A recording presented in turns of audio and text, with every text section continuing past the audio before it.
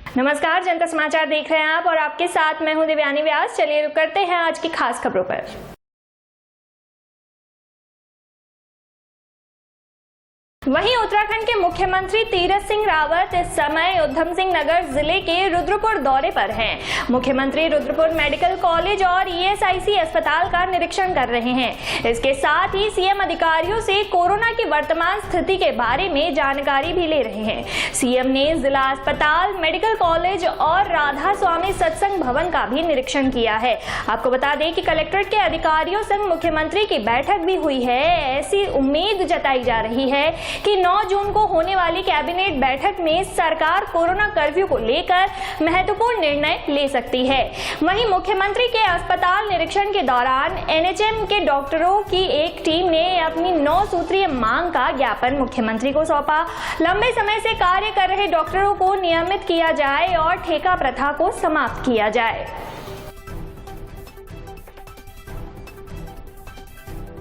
आज हम यहाँ पे राष्ट्रीय स्वास्थ्य मिशन संविदा कर्मचारी संगठन की जिला उधम सिंह नगर शाखा की तरफ से मुख्यमंत्री तीरथ सिंह रावत जी को अपना एक ज्ञापन देने के लिए आए थे, जिसमें कि हमारी कुछ मांगे हैं जो कि उनके ऑलरेडी विदित है उनको। आज यहाँ पे मुख्यमंत्री जी को अपना ज्ञापन दिया है एनएचएम की तरफ से, राष्ट्रीय हेल्थ मिशन की तरफ से। उसमें हमारी मुख्य 9 सूत्रीय मांगे हैं, जिसमें से मुख्य जो है कि नियमितीकरण किया जाए। और हमने कोरोना महामारी में भी जैसे एनएचएम ने बहुत ज़्यादा आगे बढ़ के हर क्षेत्र में हमने काम किया है।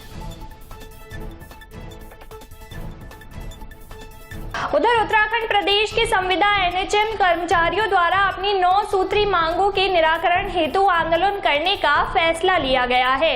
ये भी दुविधा का ही कारण है कि एक और हम डॉक्टर को भगवान का रूप कहते हैं, वहीं दूसरी ओर हालात ये है कि उन्हीं भगवान के रूप यानी डॉक्टर्स स्वास्थ्य कर्मियों को अपनी मांगों को मनवाने के लिए संकट के इस दौर में भी आंदोलन तक करना पड़ रहा है। हम ये ना भूलें कि ये डॉक्टर्स और स्वास्थ्य कर्मी ही हैं जो इस मुसीबत के दौर में भी निस्वार्थ भाव से जनता की सेवा कर रहे हैं। जहां एक और खतरनाक महामारी को देखते हुए लोग घरों से बाहर निकलने में भी डर रहे हैं, वहीं डॉक्टर्स और स्वास्थ्य कर्मी अपने परिवार से मीलों दूर जनता की सेवा कर रहे हैं। ऐसे में यदि वो अपनी कुछ जायज मांगे सरकार के सामने रखती है तो सरकार को इन मांगों को गंभीरता से लेना चाहिए और इस पर काम करना चाहिए।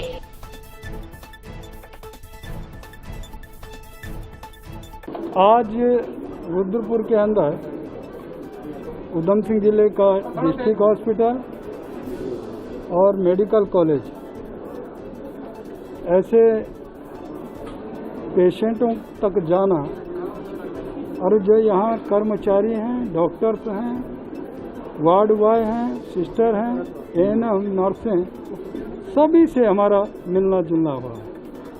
पेशेंट की भी हमने समस्या सुनी है और इन लोगों की भी बातें सुनी हैं। पहली बात तो ये है कि पेशेंट अपने आप में इलाज से संतुष्ट हैं।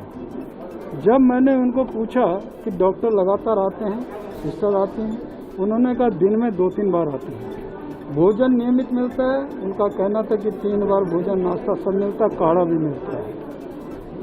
और ये जब पूछा तो वास्तव में मन को एक संतुष्टि हुई। जो मन में एक भाव था कि पता नहीं डॉक्टर जाते हैं नहीं आते हैं देखते, लेकिन इसको देखने से अपने आप में एक संतुष्टि इसलिए हुई कि डॉक्टर पूरा परिश्रम कर रहे हैं, हमारी नर्सें, सिस्टर, एएनएम, वार्ड बॉय पूरी तरह जूझ रहे हैं, मेहनत कर रहे हैं। और 24 आवर्स पीपी किट में 4 घंटे 5 घंटे रहना अपने आप में बड़ा अहम है। हम भी स्वयं पीपी किट बैंड करके गए हैं, हमारे साथ में सांसद विधायक मंत्री। और मुझे लगता है कि जब आधा घंटे में हम लोगों को पसीने से तर हो गए तो उनकी क्या हालत होती होगी। ये कहना बड़ा सरल है कि क्या हो रहा है क्या नहीं हो रहा, लेकिन जब स्वयं देखा है तो लगता है कि कितना मेहनत ये लोग कर रहे हैं।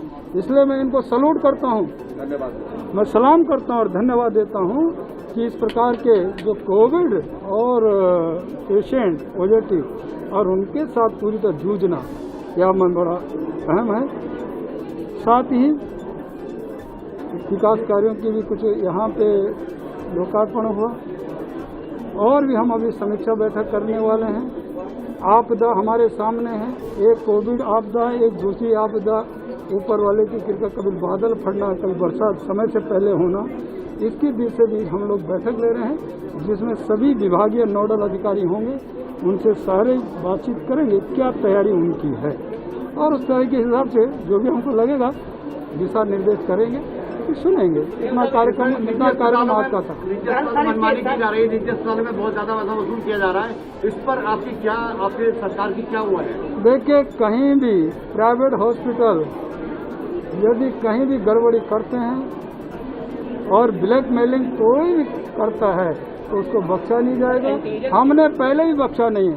कई तरह जब इस प्रकार की शिकायतें आई तत्काल उससे हमने पूरी तरह कार्रवाई की और कई जगह हमने सस्पेंड भी किए हैं।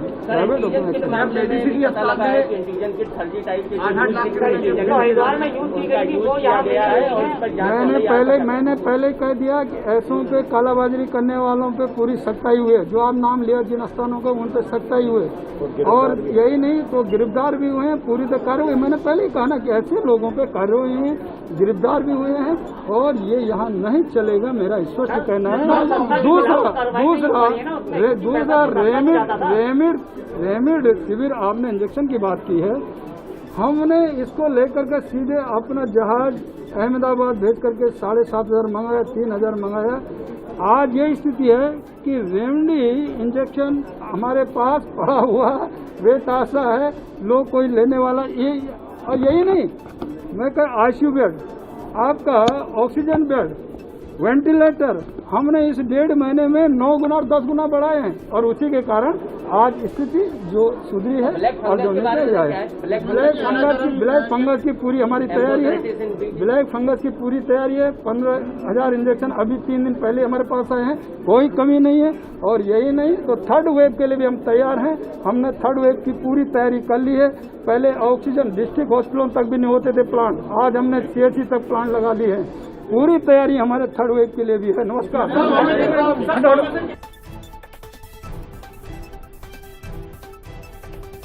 वहीं उत्तराखंड में राष्ट्रीय हेल्थ मिशन में 4,500 से अधिक कर्मचारी काम कर रहे हैं, जिनमें ANM, डॉक्टर्स, नर्सेस भी शामिल हैं। ये कर्मचारी अपनी मांगे को लेकर 1 जून से 6 जून तक हड़ताल पर चले गए हैं। साथ ही इन्होंने ऑनलाइन और ऑफलाइन सभी तरह के कार्यों का बहिष्कार किया है।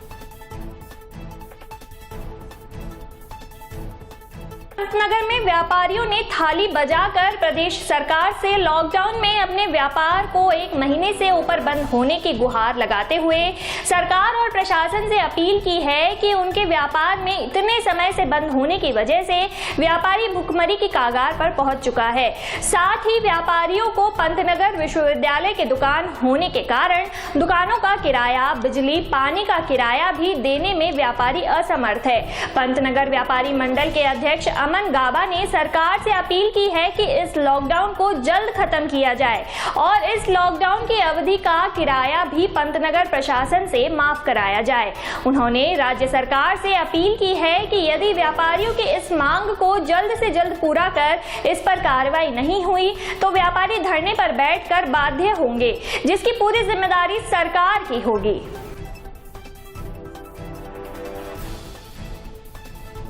वहीं अगर हल्द्वानी की बात करें तो हल्द्वानी में SSP प्रीति प्रियदर्शनी ने पुलिस अधिकारियों के साथ क्राइम बैठक ली है। इस दौरान SSP ने सभी को अपराधों में कमी लाने के निर्देश दिए, साथ ही पुराने मामलों की समीक्षा भी की। इसके अलावा पूर्व में हुई चोरी और लूट जैसी घटनाओं का खुलासा कर ऐसी घटनाओं पर अंकुश लगाने के भी निर्देश दिए। इसके अलावा महिला अपराध और दुष्कर्म जैसे अपराधों में गंभीरता बरतते हुए तत्काल कार्रवाई करने की भी बात कही। SSP ने बताया कि मई महीने में कोरोना काल के दौरान अभियान चलाकर 46% विवेचनाएं पूरी की गई है। साथ ही वांछित अपराधियों की धरपकड़ के लिए भी विरोध अभियान चलाया जा रहा है। इसके अलावा साइबर अपराध पर विशेष फोकस करने के निर्देश दिए। साथ ही सभी को नशे की तस्करी को लेकर विशेष अभियान चलाकर कार्रवाई करने के भी निर्देश दिए गए।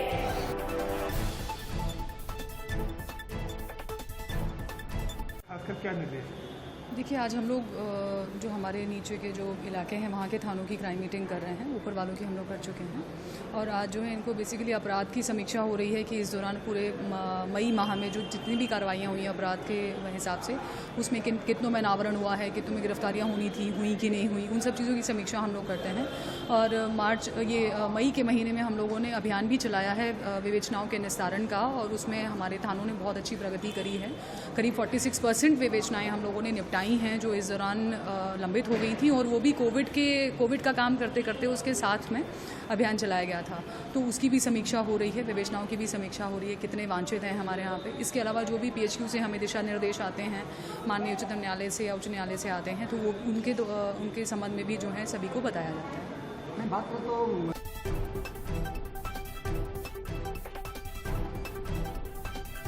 तो कहते हैं कि भगवान ने मनुष्य और पशु पक्षियों को एक दूसरे के लिए बनाया है।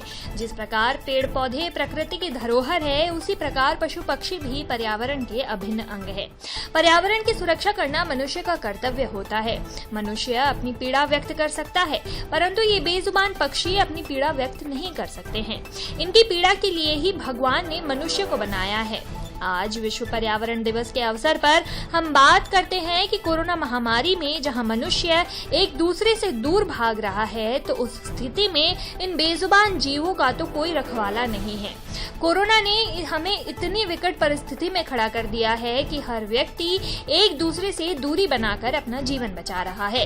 अब हम बात करते हैं पशु चिकित्सा से जुड़े पावटा तहसील के भागरी निवासी LSA गोविंद भारद्वाज की, जिनका केवल एक ही लक्ष्य है कि जहां भी कोई बेजुबान पशु पक्षी घायल या बीमार अवस्था में हो, वो रात हो या दिन तुरंत पहुंचकर उसका उपचार करते हैं। भारद्वाज ने अब तक के अपने सेवा काल में 16,636 गाय, 1,244 नील गाय, 1,050 मोर, 1 जरक, 81 बंदर, 2 गीदड़, 2 लोमड़ी, 1 बिच्छू, 1 बाज और 400 से अधिक छोटे परिंदों का उपचार कर उनके जीवन को बचा चुके हैं। लॉकडाउन हो या कर्फ्यू हो या फिर जन अनुशासन पखवाड़ा, इनकी सेवाएं लगातार जारी है।